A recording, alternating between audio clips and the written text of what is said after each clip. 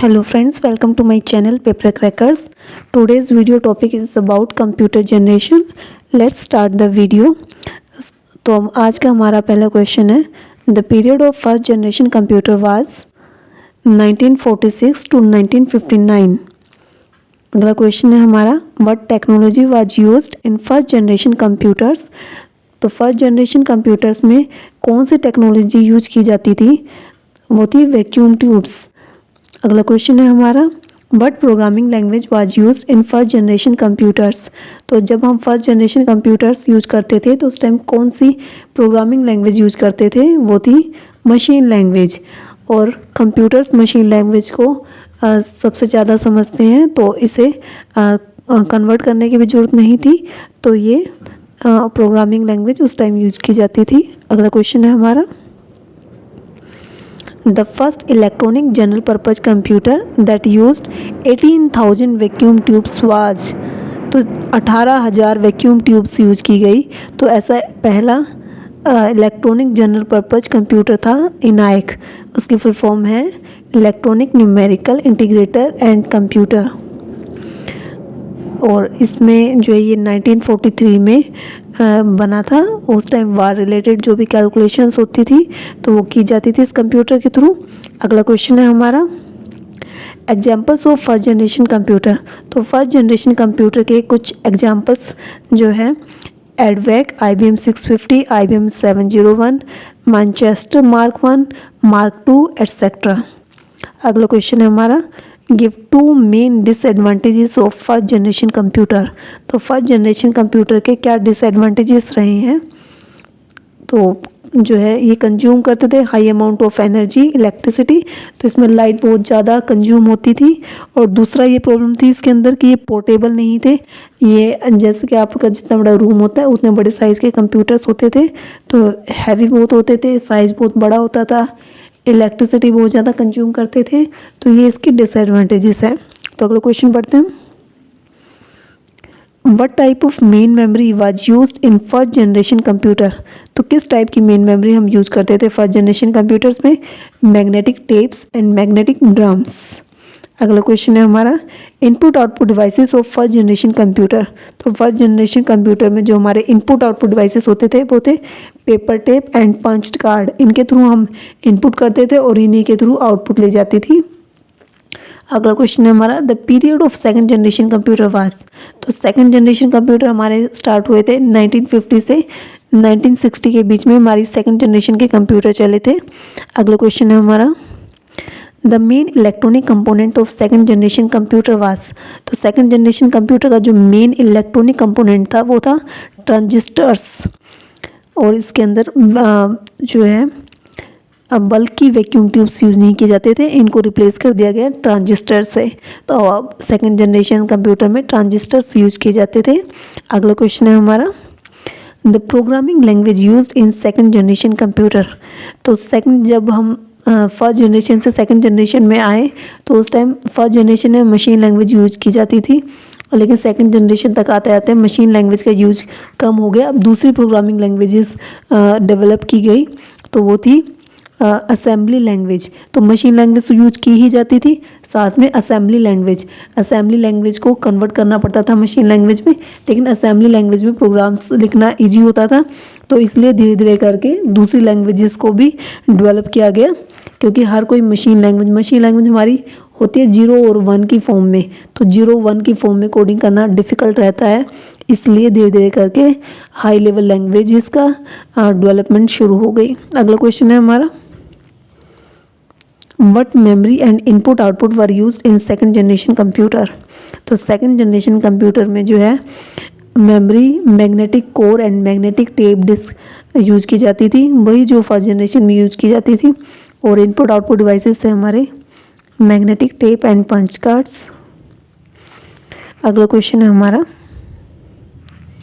Examples of second generation computer. तो second generation computer के examples है PDP-8, IBM 1400 series, IBM 7090 and 7094, UNIVAC 1107, CDC 3600. ये सब examples है सेकंड जनरेशन कंप्यूटर्स के. अगला क्वेश्चन है हमारा, सेकंड जनरेशन कंप्यूटर के एडवांटेजेस क्या रहे? तो ये स्मॉलर इन साइज़, जो फर्स्ट जनरेशन कंप्यूटर के कंपैरेटिवली स्मॉल होते थे साइज़ में, और इनमें पावर कंजप्शन भी कम होती थी और हीट भी कम प्रोड्यूस करते थे। अगला क्वेश्चन है हमारा, the main electronic component of third generation computer. तो थर्ड जनरेशन कंप्यूटर में क्या यूज किया जाता था? Main electronic component integrated circuits.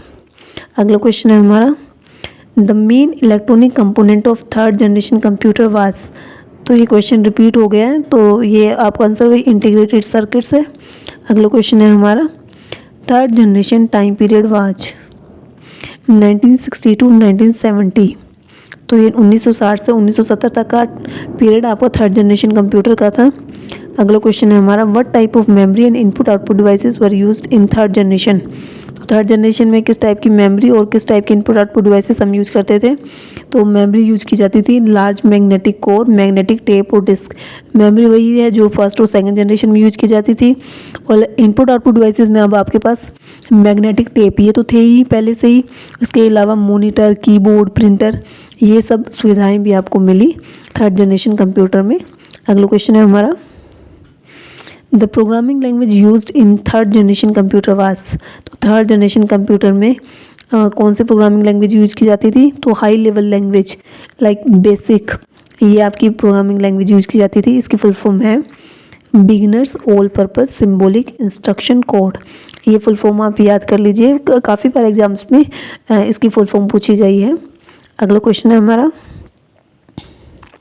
What is an integrated circuit chip. तो इंटीग्रेटेड सर्किट चिप क्या होती है? ये सिलिकॉन चिप्स होती है, सिलिकॉन से बनी हुई होती है वाली चिप्स, और इनके ऊपर जो सर्किट एलिमेंट्स होते हैं वो होते हैं ट्रांजिस्टर्स, रजिस्टर्स। तो आपके एक सिंपल सिंगल सिलिकॉन चिप में ट्रांजिस्टर्स, रजिस्टर्स ये सभी ऑक्यूपाई कर दिए गए, तो इससे साइज और भी छोटा हो गया था आपके थर्ड जनरेशन कंप्यूटर्स का। अगला क्वेश्चन है हमारा, the period of fourth generation computer was. तो 1960 तक आपका थर्ड जनरेशन रहा और उसके बाद 1970 से फोर्थ जनरेशन कंप्यूटर स्टार्ट हो गया, और अब तक फोर्थ जनरेशन हम बोल सकते हैं तकरीबन, अब तो फिफ्थ जनरेशन की बात होती है। और इसके बाद 1970 से लेकर आप अगर बोल सकते हैं कि तकरीबन 2000 तक आपका फोर्थ जनरेशन रहा है।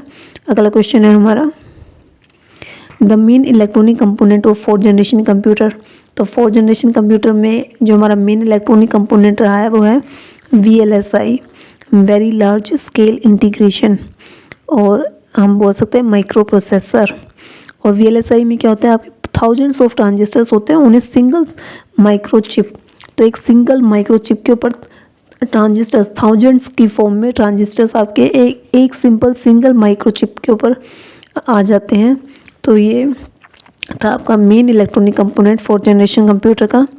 अगला क्वेश्चन है हमारा, what type of memory we use in fourth generation computer. तो फोर्थ जनरेशन कंप्यूटर्स में हमने सेमीकंडक्टर मेमोरी को यूज करना स्टार्ट कर दिया, लाइक रैम, रोम एटसेट्रा। और the input output devices were used in fourth generation computer was pointing devices हो गया आपके, optical scanning, keyboard, monitor, printer, तो ये सब आपके फोर्थ जनरेशन में आ गए।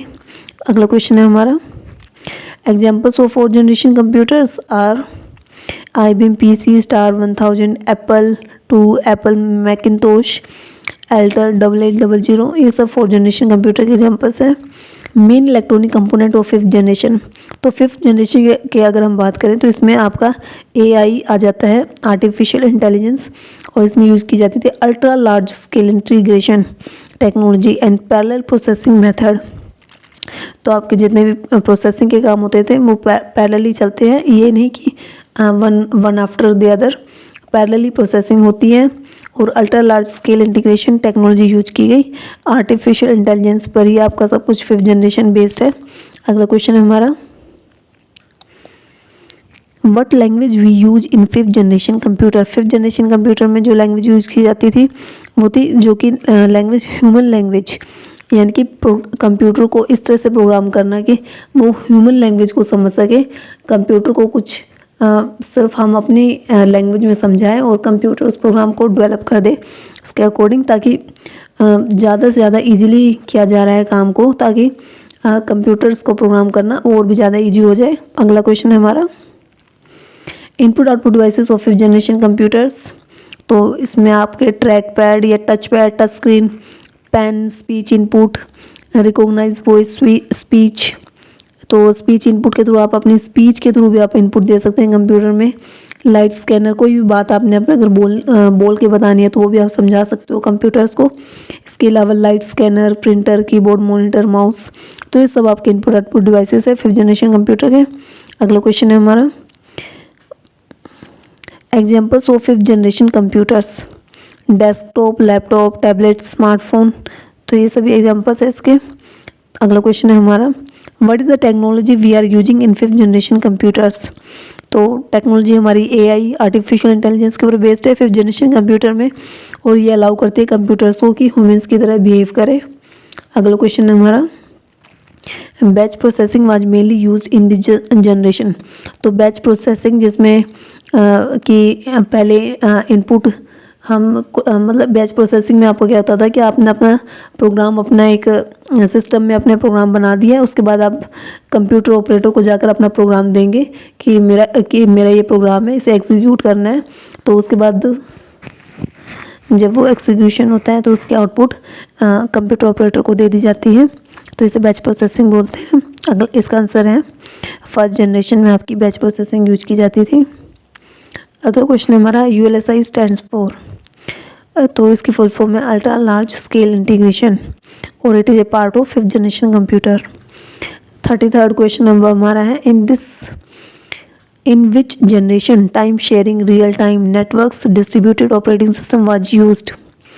The 4th generation. तो 4th जनरेशन में आपका time sharing, real time networks, distributed operating system ये सब आ गया था, तो ये 4th जनरेशन का है। अगला क्वेश्चन है हमारा यूनिवैक स्टैंड्स फॉर। इसकी फुल फॉर्म है यूनिवर्सल ऑटोमेटिक कंप्यूटर।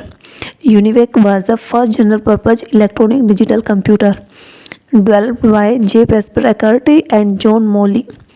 अगला क्वेश्चन है हमारा when was the vacuum tube is invented. तो वैक्यूम ट्यूब आपकी इन्वेंट कब हुई थी? In 1904 by sir John Ambrose Fleming. अगला क्वेश्चन हमारा which of the following IBM series was the most popular 1st generation computer. तो यहाँ पे आपको 4 ऑप्शन दिए गए हैं, इसमें से आपको बताना है कि सबसे आपको most popular 1st generation computer कौन सा रहा। IBM 650, IBM 360, IBM 1130 या फिर IBM 2700। तो द IBM 608 कुछ इसमें प्रॉब्लम टाइपिंग में लगता है कुछ गड़बड़ हो गई है, तो यहाँ पर आप IBM 650 दिया है, यहाँ पर आप IBM 608 कर लीजिए। Was the first commercial transistorized computer introduced in 1957। अगला क्वेश्चन हम पढ़ लेते हैं, इसके हम देखते हैं बाद में इसको क्वेश्चन को हम करेक्ट करेंगे। अगला क्वेश्चन है हमारा what was the world's first laptop in modern form. The Toshiba 1100 was considered to be world's first laptop in modern form। तो हमारा पहला लैपटॉप जो है Toshiba 1100 है। अगला क्वेश्चन EDSAC स्टैंड्स फॉर। इसकी फुल फॉर्म क्या है? Electronic delay storage automatic calculator. अगला क्वेश्चन है हमारा in a 64-bit machine what will be the length of each word. तो इसका आंसर है 8 bytes. Next question which of the following bus structure is use to connect input output devices. तो input output devices को connect करने के लिए single बस use की जाती है। अगला क्वेश्चन है हमारा what does a computer program called that converts A high level language into machine language eight one time. तो एक ही टाइम में आपके हाई लेवल लैंग्वेज को मशीन लैंग्वेज में कन्वर्ट कर दिया जाता है, वो काम करता है कंपाइलर। अगला क्वेश्चन है हमारा when did the evolution of computer start. तो 16th सेंचुरी में कंप्यूटर का इवोल्यूशन स्टार्ट हो चुका था। अगला क्वेश्चन है हमारा which mechanical calculator was invented in 1694। तो सी स्टेप्ड रेकॉनर, ये 1694 में आपका मैकेनिकल कैलकुलेटर इन्वेंट किया गया था। अगला क्वेश्चन है which mechanical calculator was invented in 1887 and 1889 respectively. तो तो 1887 में काम्टोमीटर और 1889 में काम्टोग्राफ, ये मैकेनिकल कैलकुलेटर्स इन्वेंट किए गए थे। अगला क्वेश्चन है हमारा, what was the main purpose of first generation computer. तो मेन पर्पज़ क्या था फर्स्ट जनरेशन कंप्यूटर का? कैलकुलेट करना, स्टोर करना और कंट्रोल करना।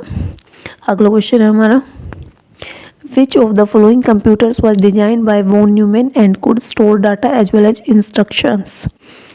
तो एडवैक, इसके अंदर जो है प्रोग्राम्स को स्टोर भी किया जा सकता है, डाटा स्टोर किया जा सकता था और इंस्ट्रक्शंस को भी। अगला क्वेश्चन हमारा, which of the following computers was developed in 1952 by Eckert and Mauchly. इसका आंसर है यूनिवैक। तो 1952 में आपका यूनिवैक कंप्यूटर डेवलप किया गया था। अगला क्वेश्चन हमारा, when were transistors invented. Transistors कब इन्वेंट किए गए थे? 1956 में। अगला क्वेश्चन है हमारा, when were the first microprocessors used. तो 1971 से 1981 के बीच में आपके पहली बार माइक्रो प्रोसेसर्स को यूज किया गया। अगला क्वेश्चन है हमारा, how do microprocessors differ from integrated circuits. तो microprocessor contain all the circuits required to perform arithmetic logic and control functions on one chip while integrated circuits do not. तो integrated circuits के ऊपर ये सब कुछ नहीं होता, लेकिन माइक्रो प्रोसेसर के ऊपर ये सर्किट बना होता है जो अर्थमेटिक लॉजिक और कंट्रोल फंक्शन से सभी काम एक ही चिप में कर सकता है। तो आज की वीडियो आपको कैसी लगी प्लीज़ कमेंट में बताइएगा। Thank you.